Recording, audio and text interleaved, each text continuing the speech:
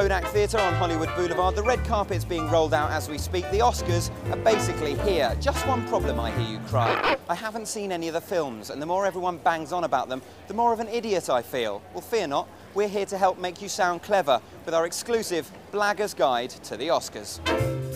Remember, facts are your friend. Load up on these and fire them at will. Facts about Avatar, it is the #1 film in the history of the world. It's a new kind of 3D. It's not poking things out at you, it's pulling you in. James Cameron creates not only movies, but experiences. The animators didn't replace the actors, the animators extended what the actors did. That's good.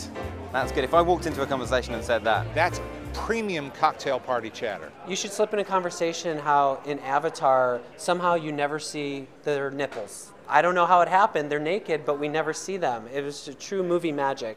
Have you ever noticed in Avatar how you never see the nipples? It's, you know, people running around naked, but James Cameron, wonderfully, he's managed to hide all the nipples. Have you noticed that? Yes, and if they're the CGI nippleless people, then I think to get to work, I think the actual actors had their nipples severed.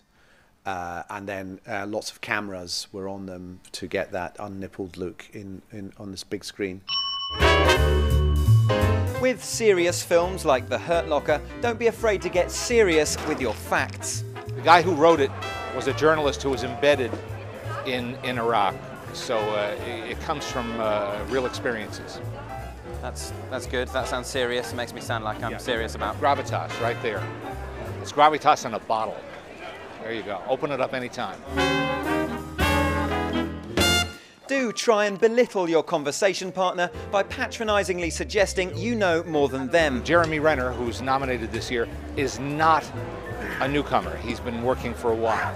So I could say, of course, you've probably seen Jeremy Renner for the first time in Hurt Locker, but, you know, I'm a big fan. Very good. Nice little put down. Yeah. I'm getting there. Yeah. And feel free to make up something confusingly profound, like it's cinematic closure for a conflict that's still raw. Oh, that's nice. That's very good.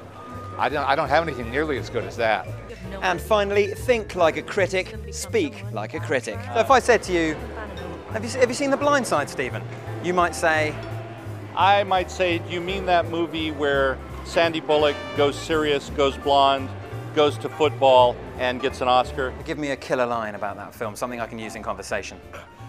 You have a newfound respect for American football. You see how gruesome it is, how difficult it is, challenging, and you appreciate a family story, and you love seeing Sandra Bullock like you've never seen her before. I loved The Blind Side. What did you think of The Blind Side? To be honest, it gave me a newfound respect for American football. I didn't know much about it before. I also loved the family drama, and it was so good to see Sandra Bullock finally getting the respect she deserves, doing something serious. Yeah. Do you remember the name of the football player's friend? Remember him? What was his name again when they're coming out of the car? What was his name? Oh, yeah, Little John. Yeah. No, not Little John. Was it not him? It was his other friend that he grew up with. You know. I loved him, though. He was great. Yeah, he was probably... Eric.